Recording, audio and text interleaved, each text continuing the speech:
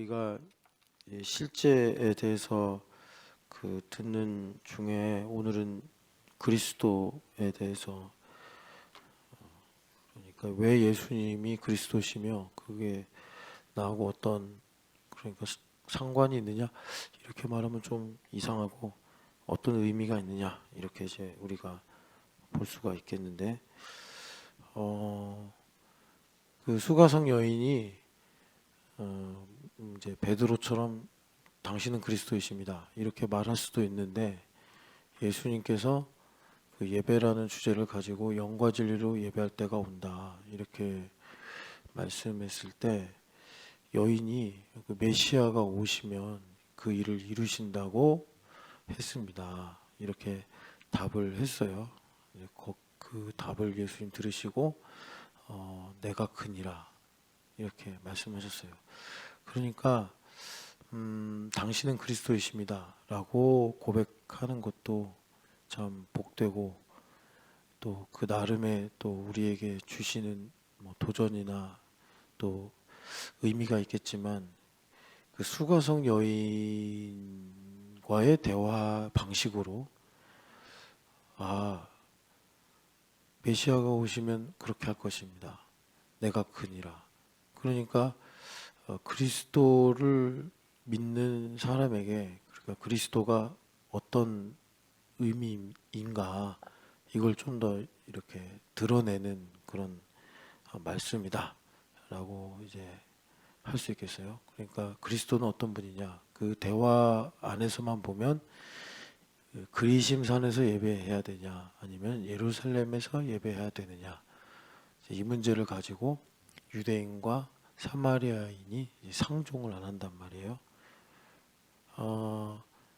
그런데 이제 끝까지 들어가 보면 어쨌든 둘 다 하나님을 섬기겠다 하면서 다른 방식으로, 그리고 이제 예수님께서 말씀하시기를 이제 너희는 모르는 걸 예배하고 유대인들은 아는 걸 예배한다 하시면서 그 유대인과 사마리아인의 차이를 딱 말씀하시는데, 이제 그런 것들이 뭐 사마리아인들이 태생적으로 유대인들보다 열등하거나 또는 뭐 믿음을 가지는데 그 뭐 부적격자거나 그래서 그런 것이 아니라, 뭐 그 이제 역사적으로 그렇게 된 거잖아요. 뭐 그들을 사마리아인으로 태어나게 하신 건 또 하나님의 섭리가 있겠지만, 여하튼간에 그로 인해 생긴 벽이 있다 이겁니다. 벽. 사마리아인과 유대인들 사이의 벽. 이제 그런 벽을 사실은 이제 인간 중심적으로 생각하면 그 벽이 있어서 사마리아인은 사마리아인대로 자기가 옳다라고 생각하는 거고, 유대인은 유대인 나름대로 자기가 사마리아인보다 괜찮다라고 생각을 하는 거예요, 그 벽 때문에. 그런데 하나님 중심으로 오면 유대인이나 사마리아인이나 그 좋아하는 그 벽을, 그 자긍심을 갖는 그 벽을, 그 하나님 중심으로 보면 그 벽이 나를 가두는 벽이 되는 거죠. 나를 가두는 벽. 그 뭐 유대인 입장에서 이런 거죠.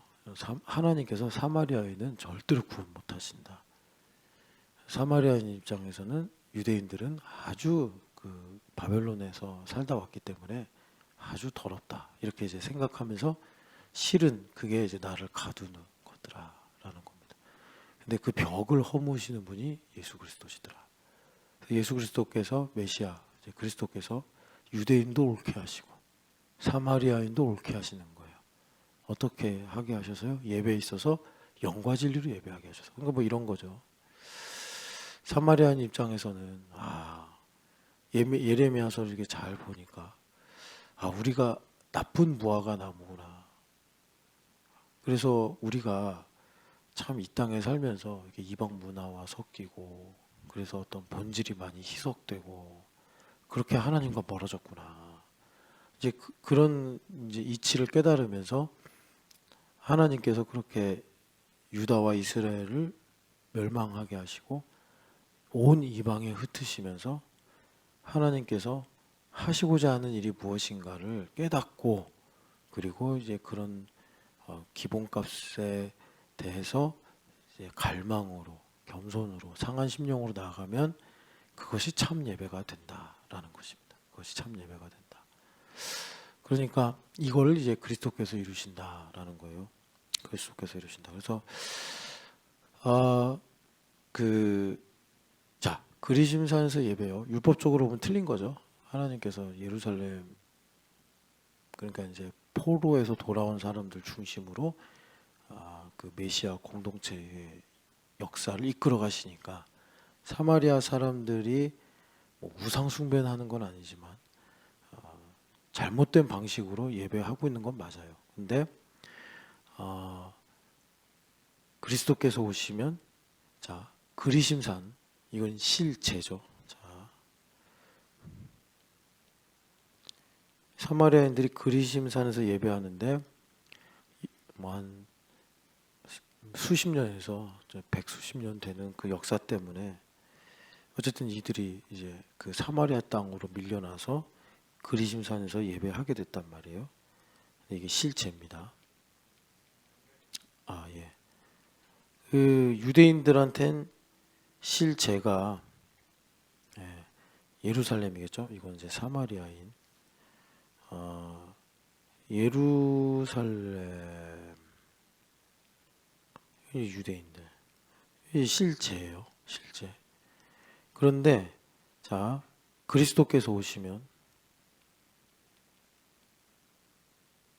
이거를 실제가 되게 하신다. 그래서 실제가 되면 그리심산이든 예루살렘이든 간에 영과 진리로 예배한다. 이거예요. 예수님께서 복음서에 아주 중요할 때마다 한 번씩 이렇게 사마리아인들을 등장시키시거든요. 그 누가복음에서는 누가 나의 이웃입니까? 이런 이제 질문에 대해서 사마리아인의 이야기도 하시고, 또 어디서 한번 사마리아인 이야기도 하시는데 제 기억이 안 나네요. 근데 그 뭔가 이제 본질이 뭐냐 이걸 부각시키실 때, 자, 예루살렘이 율법적으로는 맞아요. 율법적으로는 맞는데 유대인들이 사마리아인들과 자기를 비교하면서 저 사마리아 것들은 잘못된 방식으로 예배하고 우리는 참 그러니까 율법적으로 맞는 방식으로 예배하고 있어. 그런 마음으로 예배를 한다면 실제이긴 하나 실제는 아닌 게 되는 거죠. 그러니까 이걸 그리스도가 되게 하신다는 거예요. 그러니까 이제 이런 겁니다. 여러분 이제 성경에 긍휼이라는 이제 말씀이 많이 나오는데, 예루살렘에 돌아온 유대인들이 그 이제 모여서 예배를 하다 보니까 사마리아인들이 뭐 이제 그냥 논리적으로 말하면 반은 유대인인 거거든요. 반은 이제 아브라함의 자손이고 반은 이제 섞여가지고 뭐 다른 민족의 피가 이게 있는 건데 긍휼히 여기는 거죠. 마치 보아스가 모압 소녀 룻을 긍휼히 여긴 것처럼 저들이 이 땅에서 참 여러모로 고생하고 또 핍박당하고 그러면서 참 조악하긴 하나 부족하긴 하나 신앙을 지켰구나. 그러면서 이 예루살렘에 있는 유대인들이 그리심산에서 예배하는 사마리아인들을 긍휼히 여기는 게 이제 그리스도가 그들에게 이제 임했다. 이렇게 말할 수가 있습니다. 여러분 좀 이해가 되십니까? 그래서 이제 추수할 때다 했을 때 그 추수할 때라고 하신 예수님의 말씀이 사마리아인의 이제 그리스도다라는, 당신은 그리스도이십니다 라는 신앙 고백을 가지고 예수님께서 하신 말씀이더라. 우리가 그 교회 다니잖아요. 교회를 세상 사람들이 기독교다 그러죠. 기독교다. 이게 이제 그리스도라는 말을 한자로 이렇게 번역을 할 때, 여러분 그 중국 사람들은 그냥 발음이 비슷하면 그걸 그대로 한자로 써서 외래어 이렇게 표기를 하잖아요. 그래서 그 기독교가 된 거예요. 그러니까 원래는 이제 그리스도교인데, 그러니까 여러분들이 나는 그리스도교입니다 이러면 좀 어색하죠. 뭔가 좀 아닌 것 같고. 이질적인 것 같고. 근데 기독이라는 말이 그리스도를 한자어로 바꾼 거다. 그러니까 우리가 그리스도교란 말이에요. 그리스도교. 근데 좀 잊어버리는 것 같아요. 그리스도교를 잊어버려요. 그리스도교는 뭐겠어요? 그리스도를 추구하면서 그리스도를 전하면서, 예, 그런 게 이제 우리가 가지고 있는 신앙이란 말이에요. 근데 이제 그리스도가 뭐냐? 뭐 그리스도를 추구하고, 근데 이제 보면 그리스도를 추구하는 왜 추구해야 되는지도 모르고, 예, 그냥 그래요. 그리스도가 이제 중요하다는 얘기를 제가 이렇게 좀 계속 얘기하는 겁니다. 오늘 새벽에 그리스도에 대해서 나누려고 하는데, 그래서 그리스도를 우리가 이제 그래서 그리스도를 추구하는 거구나. 그래서 우리를 그리스도교라고 부르는 거구나. 이거를 알면 아까 찬양했잖아요. 내가 그리스도와 함께 십자가에 못 박혔나니.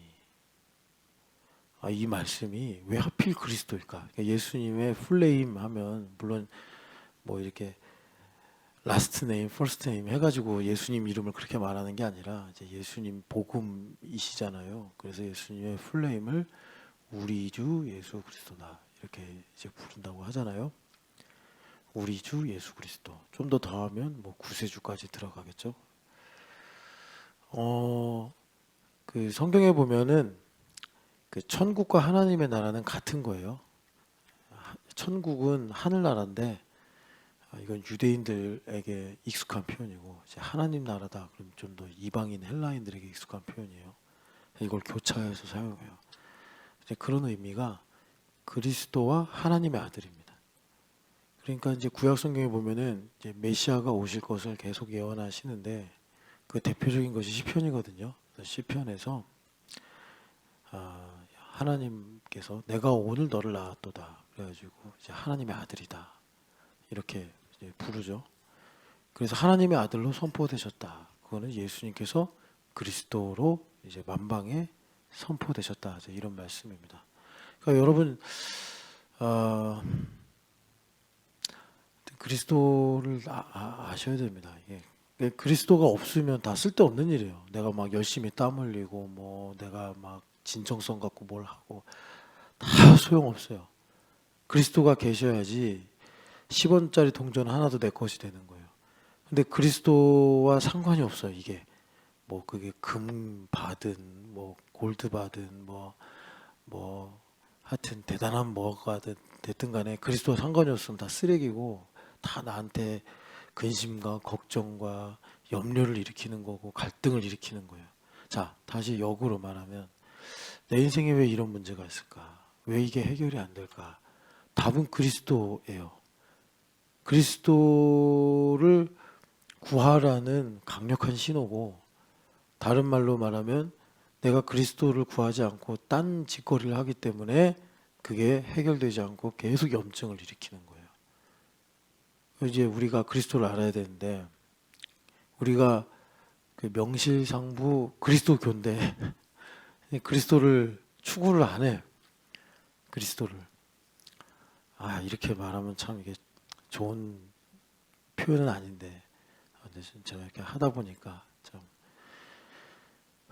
그리스도를 구해야 됩니다. 우리는 뭘 해도 그리스도입니다. 뭘 해도 그리스도를 구해야 되고 그리스도를 높여야 돼요. 근데 제가 좀 아쉽고 서운한 게 뭐냐면 그렇게 그리스도로 똘똘 뭉치고 그리스도만 그냥 가득 있어야 되는데 너무 다른 막 거대 담론들 뭐 또 뭐 캐치프레이즈들 물론 이제 다 그리스도로 이제 가려고 한다는 건 알겠는데 이게 어떻게 하다 보니까 이제 주객이 좀 바뀌는 이런 현상들이 많은 것 같아요. 그래서 여러분 그리스도를 강조하려고 제가 이렇게까지 좀 약간 무례하다는 느낌을 갖고 얘기를 했습니다. 그리스도가 이렇게 중요하다. 그래서 그리스도가 없으면 nothing. 그리스도만 있으면 모든 것을 가진 자로다. 이제 이것을 우리가 말할 수가 있습니다. 그리스도. 또 그리스도를 좀 더 강조할 수 있는 게 뭘까 지금 계속 생각을 하는데, 이 정도 했으면 여러분들 이거 그리스도를 꼭 알아야겠구나. 뭐 하나만 더 말씀해 볼까요? 그리스도가 뭘까? 그러니까 그 빌립보서에서 기쁨을 많이 말씀하잖아요. 기쁘다, 기쁘다, 기쁘다, 기뻐하라, 기뻐하라. 데살로니가전서에도 항상 기뻐하라. 뭐가 그렇게 좋을까? 뭐가 그렇게 기쁠까? 그 그리스도 빼고는 설명이 안 돼요. 그리스도를 빼면. 그러니까 우리가 그리스도를 무시하기 때문에 이 기쁨이 희망 고문처럼 되는 거예요. 그리스도.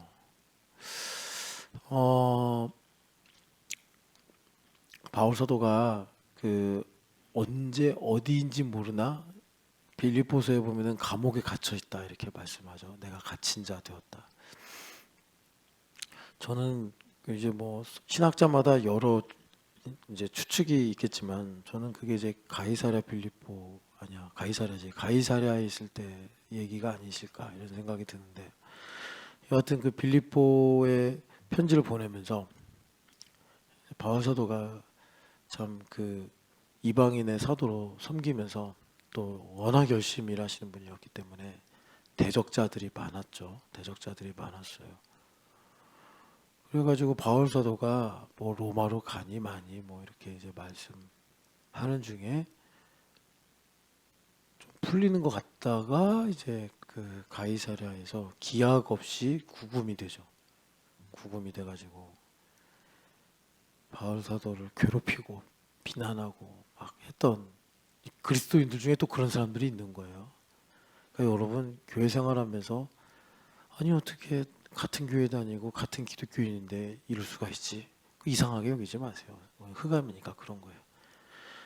그래서 그들이 바울 사도가 갇혔대. 이제 바울 사도 사역 못한대. 그러니까 이야 거봐라 바울 사도 뭐 할례를 안 받아도 된다. 막 그렇게 잘난 척하고 뭐 이제 그 갈라디아서에서 이런 말도 있잖아요. 이제 베드로 사도가 그 안디옥 교회 가서 식사하는데 갑자기 그 예루살렘 쪽에서 사람들이 안디옥으로 오고 있다. 그러니까 갑자기 좌불안석이 돼가지고 불안불안해 하니까 바울 사도가 벌떡 일어나서 막 베드로를 꾸짖잖아요. 우리야 지금 보면 바울 사도도 훌륭하고 베드로 사도도 훌륭하다 보겠지만 그 당시에는 바울 회심한 지 얼마 안 됐는데 감히 대사도 베드로에게 막 비판하고 그런 거예요. 어제 막 교회 와서 이제 막 감사합니다. 교회가 너무 좋아요. 그런데 가만히 보니까 하더니 갑자기 밥 먹다가 말고 신영기 집사님한테 당신이 예수님 믿는 사람 맞아요? 막 이러는 거예요. 그럼 우리 인간적으로야 뭐 저런 게 다 있어 이럴 수 있잖아요. 교회 온 지 얼마 안 된 게. 바울사도 캐릭터가 그래요. 타협할 줄 모르시고 그 옳다 생각하시면 막 바나바한테도 직언하시고 막 그런 분이에요. 그러니까 사람들하고 사이는 좀 안 좋으셨겠죠. 참 주님께는 그렇게. 근데 나중에 노사도가 되셔서는 참 서글서글해지셔가지고 사랑장도 쓰시고 이제 그런 건데, 여하튼간에 그래서 대적이 많은 거예요. 대적이 참 많은 거예요. 그러니까 바울 사도가 감옥에 갇힌 게 그들에게는 응답이고 정의이고 이제 이런 거죠. 그래가지고 열심히 사역하는 거예요. 그분들이 하루에 한 3번 전도하던 사람도 10번 전도하고. 되게 좀 요상하죠. 어떻게 그럴 수 있을까? 흑암 세상이 그래요. 근데 바울서도 하시는 말씀이 그러면 어떠하냐? 좋다 이거죠.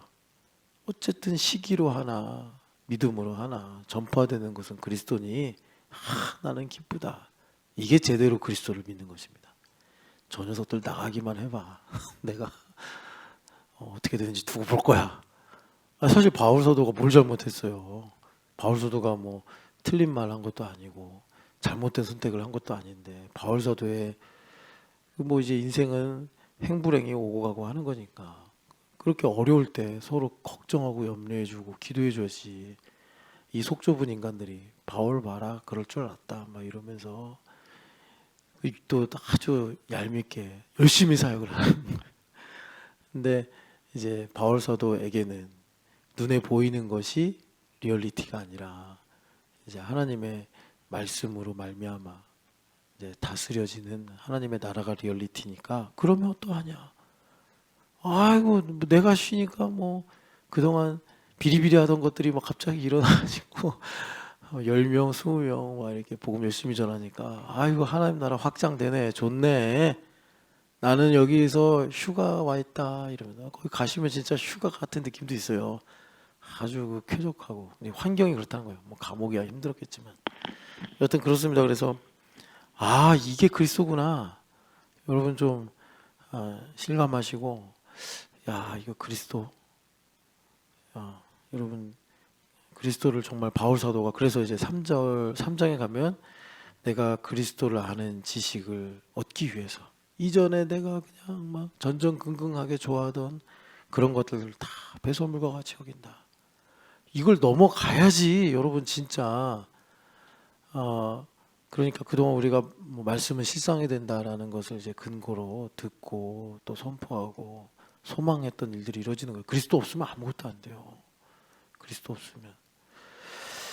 그래서 우리는 그리스도 교인이다 이거 아시고 여러분 여기 아까 읽은 말씀에 나오지만 예수 안에 하나님 아버지께서 모든 것으로 충만하게 하셨다. 그분을 우리가 그리스도라고 부르는 거예요.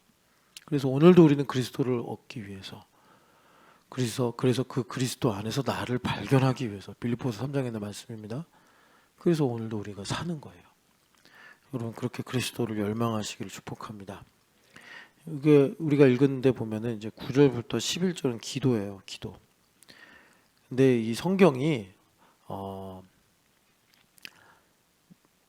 헬라어로 쓰인 신약 성경이 문장 부호도 하나도 없어요. 그리고 다 대문자로 어떤 사본은 고대 사본일수록 다 대문자로 쓰여져 있고 띄어쓰기 이런 것도 없어요. 뭐 고대 사회 때는 그냥 그렇게 써도 다 읽었나 봐요. 그래서 이제 사본과 사본을 연구하시는 분들이 이제 문법을 알고 보시면서 문단도 나누시고 문장 부호도 쓰시고 뭐 이제 구약 성경 같은 경우는 모음도 넣고 그러면서 성경이 좀 더 이제 읽기 편하게 바뀌는 건데 그래서 여기 대한성서공회에서는 바울서가 기도를 하잖아요. 9절에 보면은 내가 이제 기도하기를 그치지 아니하면서 간구하는데 그러면서 이제 기도 내용이 쭉 나오는데 12절까지가 이제 기도의 내용으로 나눴어요. 문단을. 그런데 대한성서공회보다 더 권위가 있는 그런 또 이제 성경을 출판하고 연구하는 기관이 있어요. 거기서는 11절까지를 기도로 이렇게 딱 묶습니다. 11절까지가 이제 바울 사도가 골로새 교회를 위해서 기도하시는 내용이고 12절부터는 이제 12절부터라기보다 어디까지 봐야 되냐면 이게 좀 그 헬라어다 보니까 아마 엉켜 있는데 모든 능력으로 능하게 하시며 그리고 모든 견딘과 오래 참음에 이르게 하시고 여기까지가 이제 기도문이고 기쁨으로 말미암아 우리로 감사하게 하신다 하면서 새로운 이제 문단이 시작을 해요. 여러분 뭐 이걸 다 문법적으로 설명하려면 어려우니까 그냥 이렇게 넘어갈게요.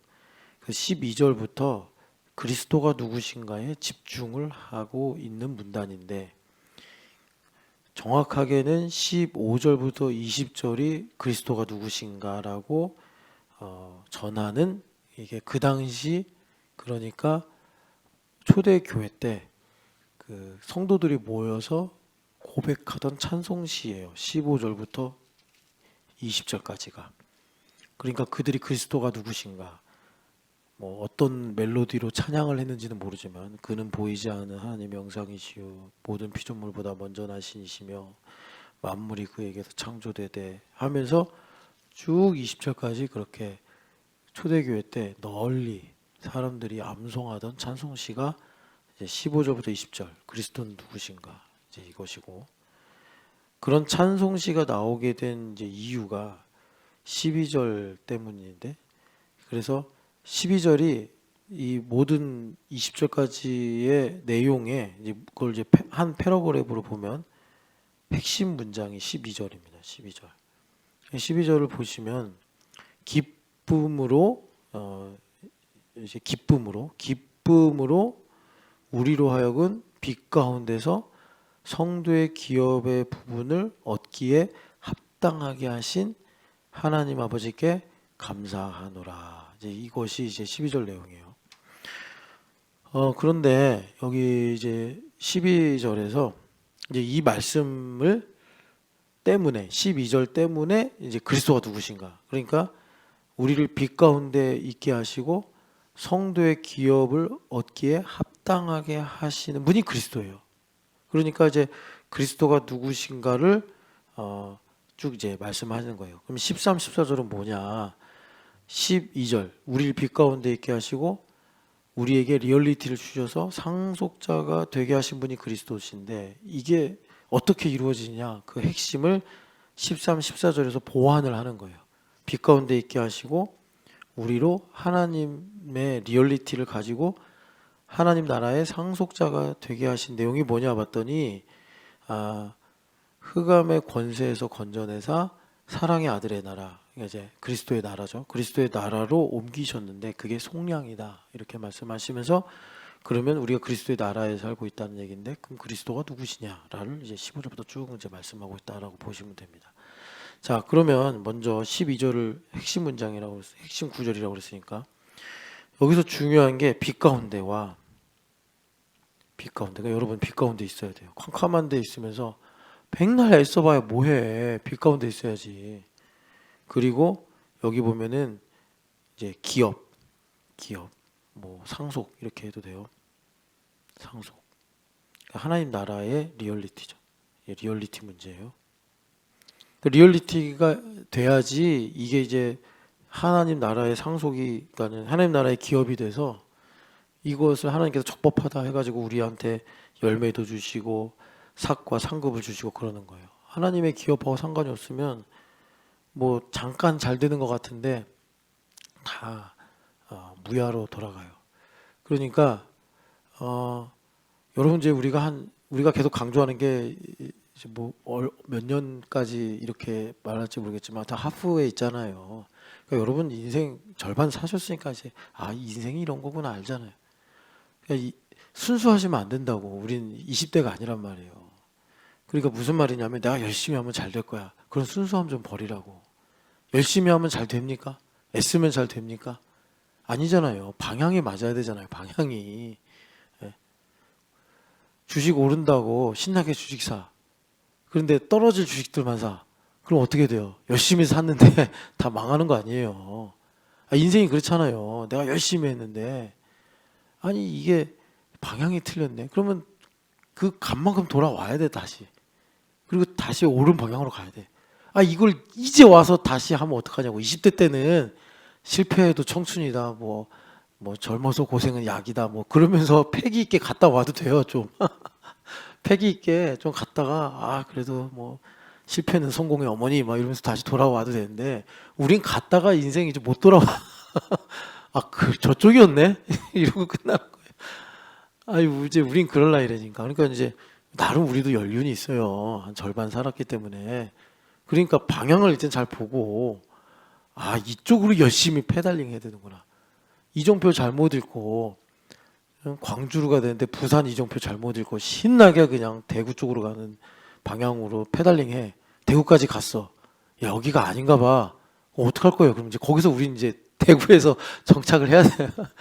뭐 대구도 좋은 데지만 하여튼간에 여러분, 열심히 하는 게 답이 아니고 이제는 방향을 먼저 딱 점검하고 그리고 우리가 가야 되는데, 그래서 하나님의 기업만이 나에게 리얼리티다.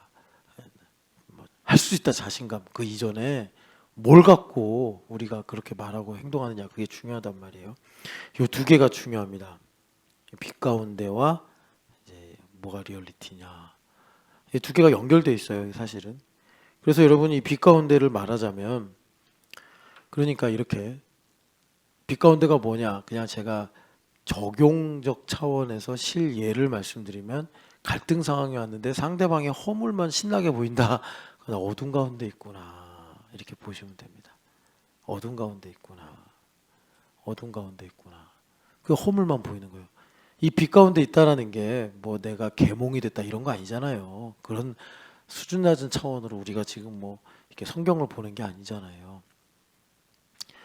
그러니까 예수님께서 이러셨단 말이에요. 나는 세상의 빛이다. 그래서 그 간음하다가 현장에서 잡힌 여인을 다 돌로 죽이겠다고 막 그러는데 예수님께서 자, 이 부분은 이제 설명을 뛰어넘으려고 이렇게 표현할게요. 희한한 방법으로 그 돌을 든 사람들을 다 내려놓게 하신 거예요. 그게 빛이에요. 저놈 죽여라. 이게 어둠이란 말이에요. 나쁜 놈이다. 법대로 하자. 이게 다 어둠이라고. 그러니까 빛이 비추면 어떤 일이 생기는 거예요? 너희 중에 죄 없는 자가 먼저 돌로 쳐라. 못 치는 거예요. 이게 빛이에요. 그러니까 여러분 빛이 그리스도는 빛이라고 예수님 많이 말씀하시죠. 내가 오른편 뺨을 맞았어요. 이 자식이 어디 되고 그러면 나 어둠에 있는 거예요. 어둠에 다니는 거예요. 그런데 내가 빛 가운데 있으면 오른편 뺨 맞잖아요. 그러면 예수님의 그 한마디 말씀처럼 죄 없는 자가 돌로 쳐라. 나를 성찰하고 내가 하나님 앞에 서는 거예요. 오른편 뺨을 맞은 걸로. 좀 극적이긴 하나. 여러분 어디 가서 뺨 맞고 다니실 일은 없겠지만 뭐 갈등 상황, 염려하는 상황, 뭐 스트레스가 있는 상황에서 빛 가운데 있으면 흑암에선 당연히 그것 때문에 내가 화가 나고 정죄받고 이렇게 가겠지만 우리가 빛 가운데 있으면 그런 일을 통해서 하나님께서 더 오묘하며 신묘한 빛을 우리에게 비추신단 말이에요. 별빛과 같이. 그게 빛 가운데 있는 거예요. 그리스도께서 오셔서 그래서 그 다음에 뭐라고 그러십니까? 여러분 한번 읽어봅시다. 우리 요한복음 8장 13절. 그 요한복음에는 좀 이런 식의 본문이 많아요. 무슨 식의 본문이냐면 21장도요. 되게 좋잖아요. 21장도. 근데 21장의 내용이 어떤 사본엔 있고 어떤 사본엔 없어요. 그래서 21장 요한의 아들 시모나 아니 그랬나? 하여튼 베드로야 그랬나? 갑자기 거기에 요한의 아들 시모나 너가 이 모든 사람들보다 나를 더 사랑하느냐? 너무 많은 정말 주님의 은혜가 느껴지는 장인데 이게 어떤 사본에는 있고 어떤 사본에는 없어서 이거를 뺄까 말까 많이 고민했는데 읽어봐도 이건 진짜 성경이네. 그래서 이제 들어갔는데 들어가서 보니까 이런 방식으로 주님께서 우리에게 제사도를 강조하시는구나. 그런데 여기 8장 1절부터 11절도요. 여러분들 그 각주 있죠? 각주 보면 여기서부터 여기까지는 어떤 사본에 없음 이렇게 나오죠. 그러니까 어떤 사본에 이게 없는 거예요. 그럼 이거 누가 넣었나 말았나 보는데 여러분 성경을 읽어볼수록 이건 과연 주님께서 우리에게 정말 복되게 주신 말씀이구나 알 수 있어요. 그래서 이 사건 바로 직후에 12절 같이 읽어보겠습니다. 예수께서 또 말씀하여 이르시되 나는 세상의 빛이니 나를 따르는 자는 어둠에 다니지 아니하고 생명의 빛을 얻으리라. 아멘. 그래서 바울 사도가 그리스도 예수 안에서는 결코 정죄가 없다고 하시는 거예요. 왜? 예수님 빛이시니까. 요한일서에 뭐라고 그래요? 하나님에게는 어둠이 조금은 있다? 조금도 없다. 그래서 그는 미쁘시니 우리가 우리의 죄를 자백하면 우리를 깨끗게 하시고 우리를 고쳐주신다. 죄가 없다고 하는 자는 하나님을 거짓말하는 분으로 만드는 것이다. 역설적이죠. 여러분 역설적이죠. 어둠에 있으면 내가 시커먼지 몰라. 빛 가운데 들어가면 내가 시커먼 걸 알아. 그래서 미쁘신 우리 주님께 나가는 거예요. 우리 주님께 어둠이 조금이라도 있으면 우린 죄 고백 못해요. 죽거든요. 우리의 1cm하고 하나님의 1cm는 달라요. 우리의 1cm는 뭐 그냥 손톱만 할 수 있지만 하나님의 1cm는 우주 절반일 수도 있어요. 그러니까 하나님께 어둠이 조금 있네요. 그분한테 이제 내가 죄를 고백할 수가 없는 거예요. 그래서 예수님은 그 하나님의 아까 우리가 읽은 그리스도는 하나님의 형상이다. 그래서 세상의 빛으로 오신 거예요. 그래서 그 여인에게 하신 것처럼 이제 주님께서 그 이제 그 이어지는 요한복음 9장에서도 누구의 죄도 아니요 하나님의 일을 나타내려 함이라 이렇게 주님께서 빛으로 하나님의 영광을 이제 나타내시는 것입니다. 그래서 빛 가운데 있으면 자 하나님의 일을 나타내신다는 게 뭐냐? 그 아래 보면 14절 읽어보겠습니다. 예수께서 대답하여 이르시되 내가 나를 위하여 증언하여도 내 증언이 참되니 나는 내가 어디서 오며 어디로 가는지를 알거니와 너희는 내가 어디서 오며 어디로 가는 것을 알지 못하느니라. 아멘. 그러니까 빛이신 예수님께서 우리에게 이제 그 하나님의 영광의 빛을 비추셔서 어둠을 드러내시고 내가 그걸 갖고 주님께 나아가면 그것을 주님께서 이제 하나님의 일로 나타내시는데 그게 뭐냐면 내가 어디로부터 와서 어디로 가는가 이거예요. 이거 이제 어제 그제 여러분들에게 말씀을 드렸으니까 그러니까 이 말은 무슨 말이냐면 예수님 나의 길 되신다라는 겁니다. 그래서 내가 예수님을 그리스도로 고백하고 따라가면 이런 거예요. 어디로부터 왔는가 이거는 지금까지 하나님께서 나의 인생을 이렇게 인도하셨구나를 알게 되고 나의 지나온 삶이 일종의 텍스트가 되는 거죠. 그걸 우리는 이제 자유의지와 지성을 갖고 있는 존재이기 때문에 그걸 알면 남은 여생은 이렇게 살아야 되겠구나 이걸 알게 되죠. 이걸 위해 살아야겠구나. 그래서 예수님께서 나의 또 길이 되사 하나님의 뜻대로 살아가는 이런 삶을 이제 허락하신다라는 거죠. 그래서 예수님께서 세상의 빛으로 오셨다. 그래서 아까 전에 빛 가운데 다시 우리가 골로새서로 가면 그 12절에 보니까 우리로 하여금 빛 가운데 그러니까 빛 가운데 있어야 리얼리티를 우리가 가질 수 있는 거예요. 내 인생을 빛으로 봐야 된다 이 말입니다. 그러니까 빛으로 본다는 거는 보시기에 참 좋았더라. 이렇게 이제 하나님의 영광을 위해서 볼 때 하나님께서 나의 삶에 주신 리얼리티가 뭐냐 이걸 알게 되는데 자, 이 리얼리티 문제 여기 보면은 이 리얼리티를 말씀하시면서 여기 보니까 합당하게 하신다 이렇게 말씀해요. 합당하게 하신다. 그러니까 이 합당하게 돼야지 리얼리티를 우리가 보고 살 수 있는 거예요. 이게 합당하게 안 되면 리얼리티를 못 보는 거예요. 그럼 합당하게 된다는 게 뭐냐면 이제 이걸 우리가 좀 소화를 해야 돼요.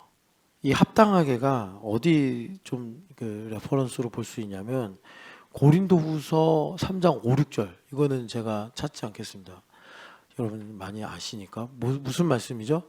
만족하게 하셨다. 근데 그 만족이 이제 한글로 번역이 돼서 만족이지만 그러니까 satisfy의 만족이 아니고 예수님으로 만족한다, 자족한다. 그 satisfy가 아니고 여러분들이 영어 성경 보면 알아요.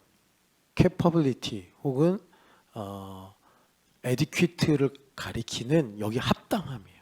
그러니까 새 언약의 일꾼으로 살기에 나로 합당하게 하셨다. 그게 그 고린도후서 3장 5, 6절이에요. 그래서 나로 합당하게 하신 게 뭐냐면 고린도후서 3장 3절 보니까 이제 그리스도께서 우리에게 성령 하나님 부어주시면 성령 하나님께서 우리에게 인치시고 보증하셔서 하나님의 말씀이 마음에 새겨지는 거예요. 하나님의 말씀이 마음에 새겨지는 게 뭐냐면 예레미야서에서도 이제 그 말씀 하시는데 그 보아스가 여러분 룻기에 보면 이제 그 현장에 나가서 땅 주인인데 그 일하는 사람들하고 조우하잖아요. 그래서 일하는 사람들을 축복하니까 일하는 분들도 품꾼들도 하나님께서 당신과 함께하기를 축복합니다. 이렇게 축복을 나눠요. 그리고 이렇게 보니까 이삭 줍는 이제 뭐 나그네들, 고아들 이렇게 있는 거예요. 근데 저 여자는 누구냐라고 보아스가 물으니까 그 종들을 관리하는 뭐 팀장쯤 되는 사람이 들으셨는지 모르겠는데 나오미랑 함께 온 모압 소녀입니다. 이렇게 얘기를 해요. 그러니까 이 사람은 뭔가 자신의 해석을 담지 않고 객관적 사실을 전달한 거예요, 주인한테. 그건 둘 중에 하나입니다.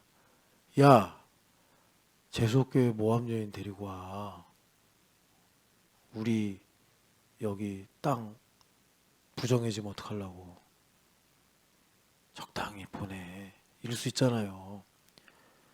성경 말씀을 율법적으로 보면 신명기에 모압과 암몬은 영원히 여호와의 총회에 들어오지 못하리라 그랬단 말이에요, 하나님께서. 아니 그런데 여러분, 보아스가 살몬의 아들로 성경에 나온단 말이에요. 이 거룩한 유다 지파의 이 리더가 아몬인데, 아니 지금 하나님께서 함께하기를 축복하노라 이러면서 경건하게 참 추수하고 있는데 말이에요. 아니 그런데 재수없게 모압 여인이 와가지고 이삭을 죽는 거예요. 야, 이거 내년 농사 망칠 수도 있겠다. 야 조용히 보내. 이렇게 할 수도 있는데 보아스가 제가 걔냐 그러더니 이제 좀 봐주라고 하죠. 야, 이삭 좀 많이 흘리고 다녀. 그리고 목마른 것 같으면 물도 갖다 주고 그래. 그리고 딴 데 가지 말고 여기서 죽으라고 그래. 뭐 이렇게 이제 보아스가 명령을 내리잖아요. 이게 객관적으로 보면 50대 50이에요. 내가 뺨을 맞았을 때 내가 저 사람의 양뺨을 타탁 치느냐 아니면 왼편을 돌려야 되느냐, 이제 그 차이란 말이에요. 근데 보아스가 놀랍게도 사실 이게 이제 인지상정 차원에서 보면은 전자가 자연스러운데 오히려 반대로 야, 불쌍히 여겨라. 저 모함 여인 저 나오미 쫓아온 그 애 아니냐 하면서 이렇게 봐주잖아요. 그게 말씀이 마음에 새겨진 거예요. 그게 말씀이 새겨지면 인지상정으로 볼 때 모압 여인이라고 차별하고 부정하다고 하고, 그 예수님의 비유에서 레위인과 제사장처럼 저 죽었으면 어떡해요. 그럼 부정해지잖아요. 자기는 거룩한 제사장이고 레위인인데 안 돼 하고 가버린단 말이에요. 하나님의 뭐 예배를 위해서 이러면서. 그런데 사마리아인은 그 놀랍게도 말씀이 마음에 새겨져서 그 사람 살리고, 그죠? 돌봐줬다는 거 아닙니까? 마음에 새겨지면 그렇게 된다고. 그게 예레미야의 비전 아니었어요. 그렇게 말씀이 마음에 새겨져서 금강석 철필로 새겨진 내 인생의 저주가 사라진다는 거예요. 그 저주가. 그 저주, 그 가난, 그 고집, 그 뭐라 그럴까, 또 뭐 자존심, 그냥 그것 때문에 죽기를 두려워하여 한평생 종로를 탔는데, 하나님의 말씀이, 다시 말하면 그리스도의 피가 내 마음에 새겨져서 이 저주를 뒤집어 버리는 거예요. 예. 그래서 합당하다고 하는 거예요. 새 언약의 일꾼으로 살기에. 일꾼이 뭐겠어요? 기업을 상속받는 이 땅에서 하나님께 충성한 일꾼으로 살더라라는 겁니다. 그래서 이 두 가지가 그리스도로 말미암아 이루어지는 거예요. 그리스도로. 지금 시간이 많이 가서 사실 오늘 여기 15절에 여기 피조물보다 먼저 난 신이시니, 이 부분 좀 우리가 보려고 했거든요. 이거 봐야 되는데, 이제 여러분, 그러니까 우리 교회는 뭐 맨날 뭐 모르겠어요. 이제 제가 섬기는 중에는 이렇게 새벽 예배도 뭐 다른 목사님 오셔도 하나님 하시겠죠. 이렇게 말씀을 전하게 하시고 또 듣게 하시는데, 이거 엄청난 하나님의 열심이고, 그러니까 여러분 좀 침노하세요. 네, 새벽에도 열심히 나오시고, 뭐 다 나오시는 분들한테 말해봐야 그냥 또 소용이 없는데, 소용이 없는 건 아니지만 하여튼간에 안 오는 사람들이 들어야 되는데, 하여튼 그래요. 그래서 이거 들어야 되는데, 진짜 피조물보다 먼저 난 신이시니, 이거 너무 좋은 말씀이고 너무 복된 말씀인데, 여하튼간에 합당하게 하신 거, 이거.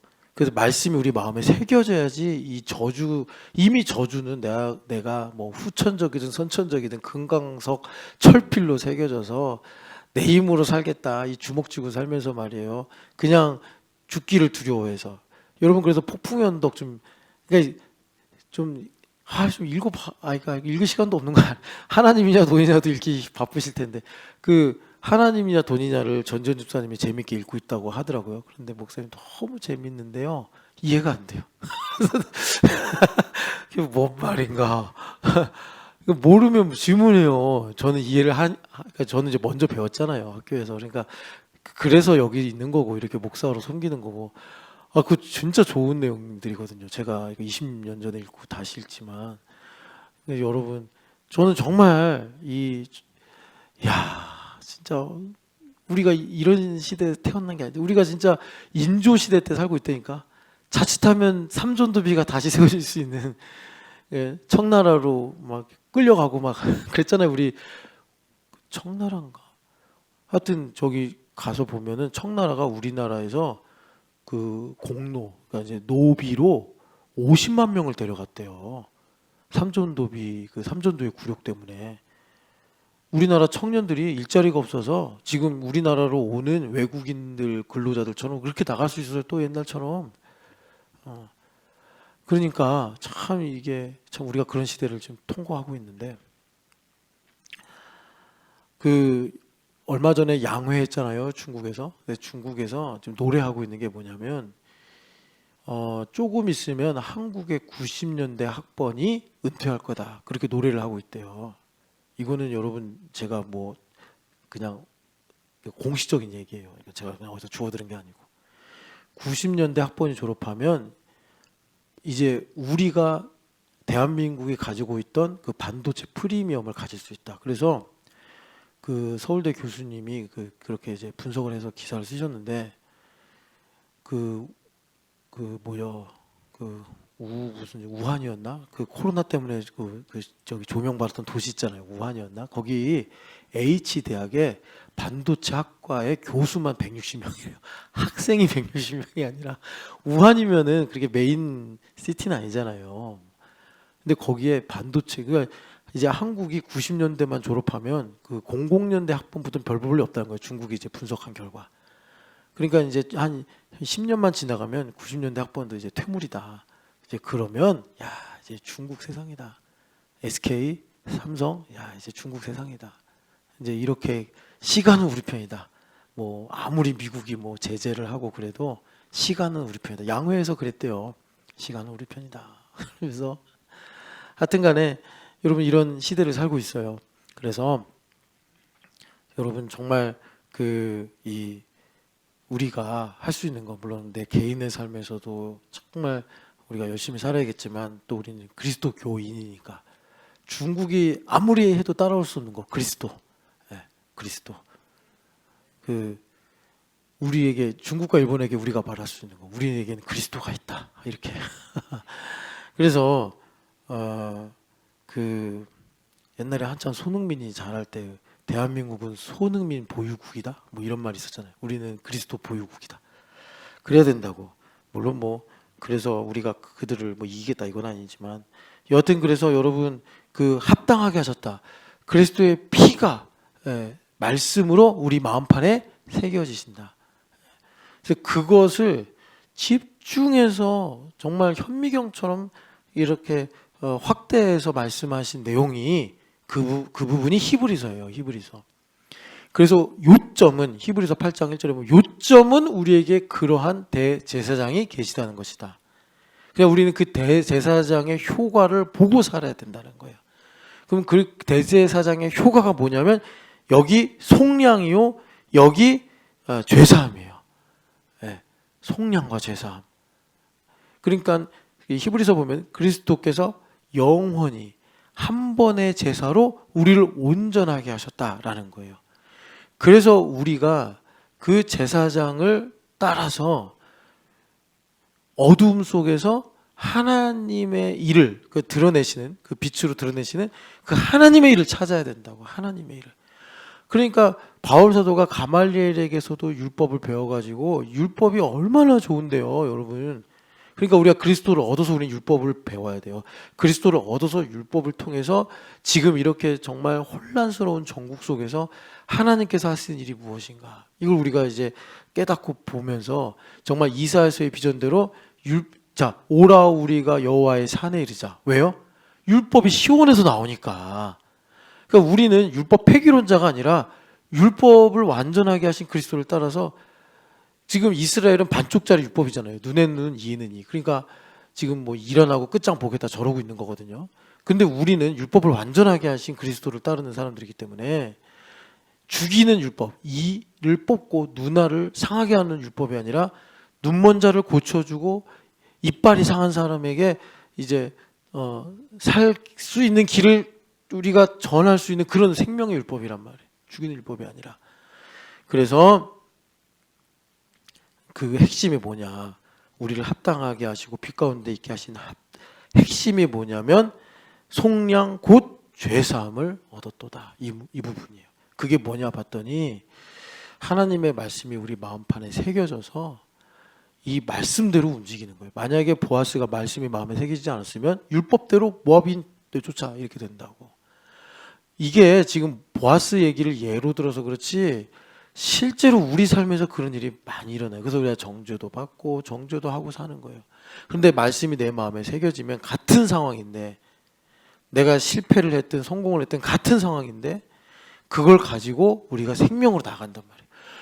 우리에게 중요한 건 이게 잘 됐냐 이게 잘 안 됐냐, 이게 좋으냐 나쁘냐, 저 사람이 좋은 사람이냐 나쁜 사람이냐, 상황이 잘 풀리냐 안 풀리냐가 아니고 그리스도가 계시냐 안 계시냐란 말이에요. 그리스도가 충만해서 모압 여인 룻을 보고 저 여인 좀 잘해줘. 거기서 생명이 나왔잖아요. 보아스도 생명, 룻도 생명, 나오미도 생명, 나중에 이스라엘 전체가 다윗 왕 때문에 생명을 얻잖아요, 여러분. 속지 말라고. 불행해서 불행해지는 게 아니라 그리스도가 없어서 내가 불행해지는 거라고.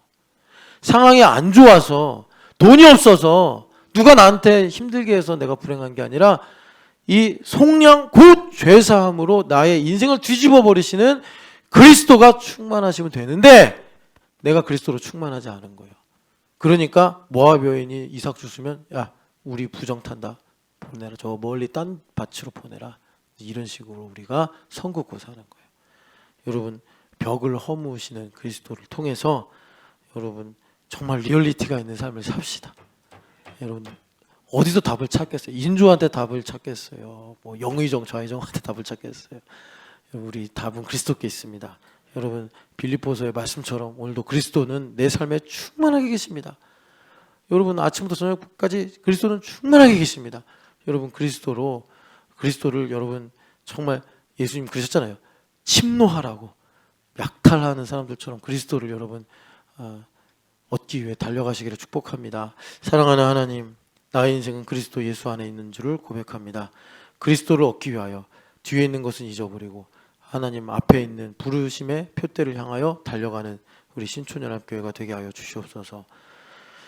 하나님 우리가 그리스도를 향하여 그리스도를 위하여 살아갈 때 하나님께서 우리에게 또 지혜와 믿음과 능력을 더하실 줄을 믿습니다. 살아계신 예수님의 이름으로 기도드립니다. 아멘.